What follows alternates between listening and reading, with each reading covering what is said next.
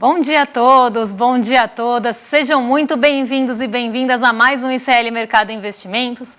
Hoje, quarta-feira, a gente vai falar aí sobre um monte de assuntos que estão repercutindo bastante nos noticiários. Então, a gente vai falar aí sobre a volta, né? E vamos continuar falando disso, porque ontem a gente deu uma pincelada, a gente vai falar da volta do risco fiscal aí para as manchetes dos principais veículos de comunicação aqui do país e vamos repercutir também as falas do Tarcísio, do Campos Neto e até de outros ali atores que falaram sobre risco fiscal, falaram sobre salário mínimo. Então, a gente vai tratar desse assunto aí com vocês, mas a gente tem outros assuntos também para falar. Então, a gente tem o índice de confiança do consumidor, que saiu hoje, está melhor ali do que o mês passado. A gente também vai falar da arrecadação, que surpreendeu, e a gente vai passar pelos PMIs dos Estados Unidos, porque isso mexeu muito com o mercado ontem.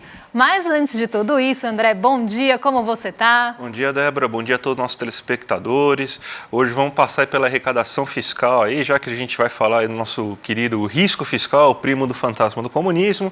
A gente vai falar da arrecadação para tentar mostrar aí porque isso aí é uma grande balela, né? Voltou aos noticiários, mas a gente vai desmentir mais uma vez aí, inclusive algumas falas aí até piores, né? Como tem gente falando mal do aumento do salário mínimo, né? Vamos lembrar disso aí, daí a gente tem que deixar isso bem claro aí. Outra coisa que a gente também vai falar, a gente saiu os PMIs dos Estados Unidos, também saiu a confiança do consumidor, mas a gente já vamos passar aí para a agenda, né? A gente tem as agendas aí do dia aí para a gente tratar. Vamos lá falar, porque a agenda hoje está bem repleta, né, Débora? Bem repleta aí de resultados corporativos, porque a gente está nesse momento em que a gente tem a divulgação dos resultados corporativos de uma forma geral. Então, o fechamento do primeiro trimestre já está sendo aí divulgado e a gente tem aqui no Brasil o início ontem do resultado corporativo com a Uzi Minas. Eu vou falar um pouquinho disso na abertura, porque também acabou mexendo bastante com o mercado. E hoje a gente tem resultado da Vale aqui no Brasil, mas só depois do fechamento. Então, vamos ver quem já divulgou resultado, quem já divulgou balanço aí. A gente teve na Espanha Iberdrola, Heineken na Holanda, temos aí a Lloyds no Reino Unido e a AT&T nos Estados Unidos, a Boeing também nos Estados Unidos, antes da abertura do mercado. Então, a gente já teve esses balanços corporativos sendo divulgados.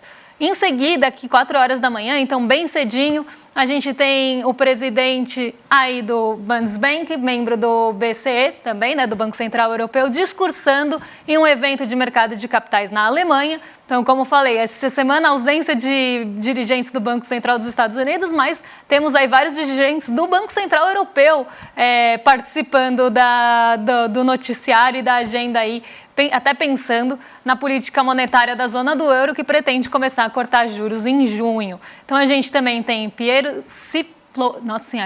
Cipollone, também membro do Banco Central Europeu, participando da conferência da instituição sobre pagamentos no varejo. Saiu o índice de sentimento das empresas de abril da Alemanha, mais dirigentes aí do Banco Central Europeu participando de eventos nessa semana, na verdade no dia de hoje, a Nelly também, mais uma participação do Piero Cipollone e a gente tem aí outra participação do Joachim Nagel durante o dia. Então a gente teve ali uma manhã bem pautada, né, a agenda bem pautada aí nos dirigentes do Banco Central Europeu. Agora, já vindo para o nosso Brasilzão, porque a gente já está perto aí das 8 horas da manhã, saiu a sondagem do consumidor de abril da FGV, a gente vai passar esse dado com vocês. Saiu também o IPCS de abril da terceira quadricemana, também divulgação da FGV. O Departamento do Comércio dos Estados Unidos divulga as encomendas de bens duráveis de março. Esse dado também é importante porque mostra ali um possível ou não aquecimento da economia dos Estados Unidos. A gente vai falar sobre ele. Mais membros ali do Banco Central Europeu participando de eventos no fim da manhã, já perto das 11 horas. Às 11h30, daqui a pouquinho, saem os estoques de petróleo da semana até dia 19 de abril e o PIB do primeiro trimestre preliminar da Coreia do Sul. Então, aqui, primeira leitura do PIB da Coreia do Sul. E agora a gente tem um monte de balanços que saem aqui no Brasil e nos Estados Unidos depois do fechamento. Então, a gente tem a Vale, algo aí que é um fechamento, né, e um balanço aí bastante esperado aqui no Brasil. Então, sai resultado da Vale, sai resultado do Açaí. Também nos Estados Unidos, aí Ford, IBM e Meta, O resultado da Meta é bem esperado, né, até por ela fazer parte ali das grandes, né, das 7 magníficas, como o mercado chama, as grandes empresas dos Estados Unidos de tecnologia. Sai também o Whirlpool e Carrefour na França, depois do fechamento. E a gente ainda tem na França o fechamento, aí, o balanço do Casino. Então, a gente tem hoje, né, uma agenda repleta de membros do Banco Central Europeu falando e também aí muitos resultados corporativos sendo divulgados aqui e nos Estados Unidos e no mundo de uma forma geral. Então, a atenção deve ficar até mais voltada para esse noticiário corporativo hoje, principalmente o balanço da Meta e da Vale. Hoje o dia, então, repleto de balanços aí, né, Débora? Então, já vamos passar aí agora para aquela notícia que a gente tem todo santo dia aí, que é a notícia que a gente sempre traz aí para vocês, porque provavelmente uma das coisas que vão mexer bastante com os mercados hoje são justamente esses balanços. Então, a gente não sei como que foi o desempenho na Ásia ainda, né? Parece que você teve aí algumas sinalizações positivas em relação à Ásia, mas a gente tem aí bastante influência aí do mercado aí sobre o que pode acontecer, né? Então, em relação à Ásia, né? Vamos passar então já para a Débora aí, que ela vai dar uma explicadinha aí para a gente aí sobre o que está acontecendo aí nesses mercados. Bom, antes de falar da Ásia, eu vou ter que dar um passinho atrás, porque a gente vai ter que falar do PMI dos Estados Unidos. O índice dos gerentes de compras foi divulgado por lá e ele ficou aquém do esperado nas 3 medições. Tá, então, o que saiu ali nos Estados Unidos ontem, por volta ali das 10 e pouquinho da manhã, quase 15 para as 11, saíram os dados dos índices de gerente de compras dos Estados Unidos, resultado preliminar de abril. Tá, então, a gente está olhando aí para a primeira leitura ou para a prévia do que se espera do fechamento do PMI ou do índice de gerente de compras aí dos Estados Unidos. E o que aconteceu ali na atividade econômica dos setores e na atividade econômica como um todo, que é medida ali pelo PMI composto, que acaba sendo também uma composição do PMI industrial e do PMI do setor de serviços, ali medindo os setores de uma forma mais específica. A gente vê, né, se a gente olhar o gráfico para quem está assistindo a gente, mas para quem estiver ouvindo eu vou contar também, a gente vê uma queda entre o mês de março e abril, né, justamente até mais acelerada no PMI industrial, mas também acontecendo no PMI de serviços e no PMI composto. Então, o que isso está mostrando para a gente? Que a atividade econômica dos Estados Unidos, medida pelo PMI, lembrando que aqui é um termômetro, né, da atividade econômica, que mostra para a gente contração ou expansão do setor, contração ou expansão da atividade. A gente vê a atividade do setor de serviços no terreno da expansão, porque está acima do patamar de 50 pontos, mas desacelerando em relação ao mês passado. O mesmo a gente vê no PMI composto, ele está acima dos 50, mostra uma possível expansão da economia dos Estados Unidos de uma forma geral, mas de uma forma menos acelerada também, já indo para o terreno, bem chegando perto do limiar e caminhando para o terreno da contração. O PMI industrial, por sua vez, ficou bem no limite ali. Ele ficou em 49,9, já no terreno da contração, porque está abaixo do patamar de 50, mas muito perto desse limiar. Então, o que o PMI mostrou para a gente aqui? Que tem um declínio, né, da atividade industrial dos Estados Unidos, pelo menos por esse termômetro inicial do PMI, e que há uma contração aí da atividade do setor industrial. Isso acabou trazendo um alívio para as treasuries, porque o que os Estados Unidos estão bem preocupados ali? Que o ritmo de atividade econômica deles descolhe do restante do mundo, e o PMI mostrou justamente o contrário. Mostrou que a atividade econômica, em comparação com os outros PMIs que saíram, estão ali até equilibrados com os outros resultados. Não ficou nem acima do esperado. Se a gente olhar o próximo gráfico que eu montei para vocês aí, a gente vê justamente isso, né? O setor industrial, no mês passado, né, ou no fechamento de março, já que o resultado final, tinha ficado em 51,9, mostrando expansão do setor industrial dos Estados Unidos e não só a expansão, mas uma expansão até que estava acelerando. Mas quando a gente vê, o mercado esperava que nesse mês de abril, nessa primeira leitura pelo menos, a gente tivesse uma aceleração do PMI dos Estados Unidos. E isso não aconteceu. não só não aconteceu a aceleração no terreno da expansão, como frustrou essa expectativa e ficou no terreno da contração. E foi justamente isso que trouxe o alívio das Treasuries ontem. Os rendimentos dos títulos de dívida dos Estados Unidos caíram e acabaram trazendo uma recuperação do dólar, na verdade do real frente ao dólar aqui no Brasil. Os nossos juros também arrefeceram. Nos Estados Unidos, as bolsas subiram quase todas ali acima de 1%. Em alguns momentos da sessão, elas ficaram acima de 1%, todas elas. E a gente vê aí, o setor de serviços também mostrando uma decepção em relação à projeção, que era de 52 pontos, ficou em 50,9%. Também caindo em relação ao mês passado, como eu já falei, e também o composto, que era esperado até uma alta maior, de 52,5%, a gente veio também em 50,9%. Então, isso trouxe esse alívio das Treasuries, proporcionou essa recuperação em Nova York, e mais um dia, agora sim eu entro na Ásia, a gente vê aí as bolsas asiáticas, as bolsas do continente asiático, e eu vou aqui colocar na tela para vocês. A gente vê as bolsas do continente asiático subindo na esteira de Nova York com essa recuperação do PMI. Então, a gente vê aí essa recuperação das Treasuries, esse alívio das Treasuries, possibilitando com um fôlego, um respiro no continente asiático. Então, a gente está com algum probleminha aí no computador, mas é importante a gente ressaltar essa questão aí do resultado do PMI, porque isso aí vai provavelmente aí mostra um certo fôlego nas Treasuries, dá uma certa esperança. É o eterno dia da marmota que a gente está falando aqui já há algum tempo, Porque sai algum dado, daí o pessoal fica com esperança de você ter ou não aquela queda da taxa de juros dos Estados Unidos em algum momento próximo.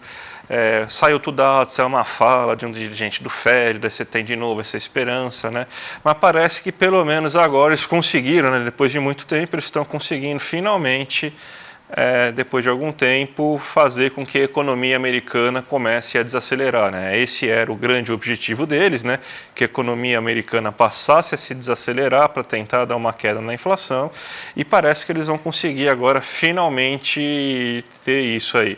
E parece que o computador aí voltou agora, vamos lá então ver a Ásia? Agora sim, senão vocês iam ter que acreditar em mim, mas as bolsas asiáticas, elas subiram aí com força hoje, então nessa recuperação vinda de Nova York, principalmente desses rendimentos dos títulos de dívida dos Estados Unidos caindo. A gente vê o TAIEX liderando os ganhos na Ásia, não subiu pouco, ele subiu 2,78%, mas as outras bolsas asiáticas também subiram bastante. O Nikkei 225, que é bem sensível aí a juros, ao movimento de juros dos Estados Unidos e bem sensível à movimentação de Nova York, também subiu nessa manhã. Então, a gente vê um ambiente bem positivo de uma forma geral, porque as bolsas europeias também estavam operando em alta. Mesmo antes da abertura, os futuros dos Estados Unidos já apontavam para um cenário mais positivo, apesar das Treasuries estarem voltando a subir, mas isso é assunto para daqui a pouquinho. A gente vê uma possibilidade de abertura mais positiva no Ibovespa, mas a gente tinha também a possibilidade de dólar alto, que é o que está acontecendo, mas eu vou explicar para vocês aí na abertura, quando a gente for falar de todas as bolsas. Vamos para o Brasilzão aí, porque vamos espantar o nosso amigo risco fiscal aí, vamos dar um chute nele aí, porque a gente teve mais um dado aí sobre a arrecadação fiscal, e a arrecadação fiscal do Brasil vai muito bem, obrigado, ao terceiro mês consecutivo que tem uma alta, e é justamente uma alta, se a gente for pegar aí uma alta real, ou seja, acima da inflação. Então, é muito importante a gente ter essa alta real, porque está mostrando, porque isso aí é resultado direto do aquecimento da economia nesse primeiro trimestre. A fórmula mágica para essa alta aí é nada mais, nada menos do que o Brasil teve uma expansão de gastos para tentar colocar a casa em ordem, porque depois do final do governo Bolsonaro, a gente teve todo aquele caos terrível aí, pela destruição social. Então você precisou colocar um pouco a casa em ordem, colocar dinheiro no orçamento em pastas que estavam completamente esvaziadas, melhorar a questão do salário mínimo, que você não tinha aumento real do salário mínimo desde o governo Temer. O governo Temer, o aumento real era irrisório, existia, mas era irrisório, o aumento real que você tinha naquele momento. E aí o governo foi lá e expandiu seus gastos. Só que aí vem os alardes, né, sobre tudo isso. O governo está gastando muito, ele tem que cortar gastos, senão ele não vai ter arrecadação, senão ele vai ter problemas. E o que a gente está vendo nesse começo de ano é que 2 meses seguidos de superávit mensal, porque você teve arrecadações recordes. Então, se tudo continuar na mesma toada, a gente já tem os dados da arrecadação federal agora de março. Então, a gente já viu aí que você teve novo aumento aí da arrecadação federal e batendo recorde. Gastou, aqueceu a economia, isso aí gerou empregos, isso aí gerou impostos, porque é mais gente ganhando dinheiro, que gente que ganha dinheiro paga imposto sobre aquele seu rendimento, paga previdência, consome e o consumo tem impostos, e tudo isso gera dinheiro que acaba voltando para o governo. Então, a fórmula mágica está dando certo de novo. Gasta que no futuro, no médio e longo prazo, você aumenta a arrecadação. Então, essa é a chave do sucesso. Daí não adianta a gente pensar agora em cortar gasto, porque aí, o que vai acontecer com a arrecadação se cortar gasto? Vai cortar emprego, renda das pessoas, vai cortar o consumo das pessoas e vai gerar queda da arrecadação federal. Daí você vai ter que cortar mais ainda para conseguir o superávit, daí você vai ficar eternamente com aquele cachorro correndo atrás do próprio rabo. Não, a gente tem que fazer justamente o contrário, né, Débora? Exatamente. E aproveitando já esse gancho, né, de uma renda maior, uma arrecadação maior, inclusive a arrecadação aqui, gente, ficou acima do esperado pelo mercado, tá? Porque era um ganho real de 7,5%, aí que estava, né, um aumento real, né, de 7,5% na arrecadação, e foi maior que isso, inclusive está lá na nossa notícia, foi de 8,5%. Então surpreendeu, inclusive, a projeção do mercado de ontem, que era uma arrecadação até menor, pensando já descontando a inflação. E agora sim, seguindo nessa toada, nessa esteira aí, a gente vai falar do índice de confiança do consumidor, porque ele veio ali acima também, acima do mês passado em algumas métricas, e a gente vai ver subindo aí pelo segundo mês consecutivo. Isso não é à toa, tá? Porque se a gente tem uma valorização de salário, se a gente tem ali um consumidor mais confiante, ele vai ter também mais confiança para consumir, para comprar itens de maior valor, que é o que a gente viu acontecer no comércio no mês passado. Então, a gente viu, inclusive, um ponto bem interessante, é que a gente viu essa alta acontecendo nas faixas de renda, né, nos estratos ali de rendas mais baixos. O único que teve uma queda foi o último extrato de renda medido pela FGV. Os demais tiveram alta em relação ao mês passado. Então, vamos ver aí como ficou o índice de confiança do consumidor, que traz aí essa ótica para a gente de como é que está o sentimento aí dos consumidores brasileiros. O índice de expectativas, que mede ali, né, as expectativas para o futuro, teve uma melhora bem considerável, ficou até acima dos 100 pontos, está em 102,2 pontos agora nesse mês de abril. Então, a gente tem um consumidor não só mais confiante em relação à situação atual, que ficou bem perto do 0 a 0 ali, teve uma mudança bem marginal, mas não só não teve mudança nessa situação atual, como o consumidor brasileiro está mais confiante em relação ao futuro. E isso não vem por acaso. Isso vem justamente em resposta de uma renda maior, de uma possibilidade de gasto ali do brasileiro maior também, né? Então, um excedente de renda para comprar alguma coisinha ou até mesmo para consumir serviços. Quem sabe a gente vê isso acontecendo no próximo mês na pesquisa, mas o índice de confiança, de uma forma geral, também subiu, né? E quando a gente olha a comparação aí em relação ao mês passado e ao ano passado, a gente vê também essas altas. Então, vamos colocar aí na tela para o pessoal de casa acompanhar, porque em relação ao mês passado, né, a gente vê o índice ali, né, de março, aqui, só para vocês entenderem, tá? A gente está olhando o índice situação atual. O índice na verdade, aqui está trocado, é o índice porque a legenda ficou um pouco confusa aqui, né? A variação é sempre em pontos percentuais e a gente está olhando março contra março de 2023 e março contra fevereiro março contra março de 2023 e março contra fevereiro de 2024. Tá? E o que a gente está olhando aqui? Expectativa atual.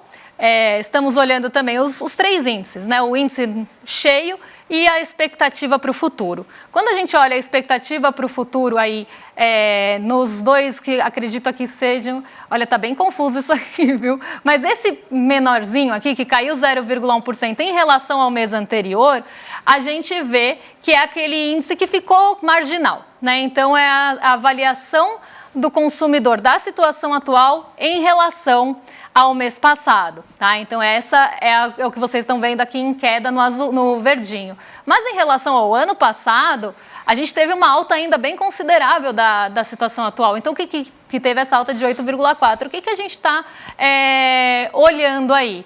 A gente está olhando que o brasileiro não só está mais confiante em relação à situação atual, ou se manteve pelo menos tão confiante quanto no mês passado, mas está bem mais confiante do que estava em relação à situação atual no começo do ano passado.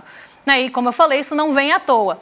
Quando a gente olha ali a variação do índice de confiança das perspectivas, a gente vê que aumentou tanto em relação ao mês passado quanto ao ano passado, e a confiança de uma forma geral também aumentou nos 2 pontos. Então, a única que se manteve mais estável e teve uma queda marginal foi em relação ao mês passado, mas todas as perspectivas do consumidor brasileiro estão bem melhores do que estavam no ano passado. Então, a gente vê realmente um brasileiro com mais disposição e com mais fôlego aí para ter um melhor sentimento em relação ao consumo do que a gente tinha no passado. Bem, gente, eu vou pedir desculpas para vocês aí, porque realmente a gente acabou ficando sem tempo aí para falar sobre a notícia que a gente ia dar, para rebater, né, algumas falas de Campos Neto, de Tarcísio aí. Talvez a gente consiga trazer isso amanhã ou até na próxima sexta-feira, que não vão faltar bobagens que eles vão acabar falando. Mas então a gente vai agora já para a abertura de mercado, né? Então já vamos para a abertura de mercado agora aí. Como que está o nosso querido mercado essa manhã, Débora? Aqui no Brasil ele está estável, né? Então a gente vê um Ibovespa operando bem perto do 0 a 0. Isso porque a gente tem um fôlego que pode vir do minério de ferro. O minério de ferro em Dalian, na China, subiu 3,08% nessa manhã. Então traz um fôlego para a possível recuperação das ações ligadas à mineração e siderurgia, que caíram muito ontem. E por que elas caíram muito ontem? A gente teve o resultado da Usiminas sendo divulgado, a gente teve a abertura dos nossos resultados corporativos com a Usiminas, e a Usiminas decepcionou bastante o mercado. A Usiminas teve um lucro 93% menor no primeiro trimestre de 2024 em relação ao primeiro trimestre de 2023, e isso acabou trazendo ali um sentimento negativo para o setor, até porque a Usiminas está enfrentando ali alguns outros desafios, principalmente ali em relação à importação de aço. Então, a gente vê, a Usiminas trazendo esse sentimento negativo para o setor metálico ontem, então a gente está falando mineração e siderurgia, mas hoje a gente tem um fôlego a mais, que é o minério de ferro subindo em Dalian, na China, que pode trazer um fôlego e proporcionar essa recuperação aí do setor de uma forma geral. Só que hoje a gente também tem o resultado da Vale, e a Vale ela é o maior peso individual do nosso índice. Então, essa expectativa pelo resultado da Vale está trazendo aí uma ansiedade, vamos dizer assim, para o mercado.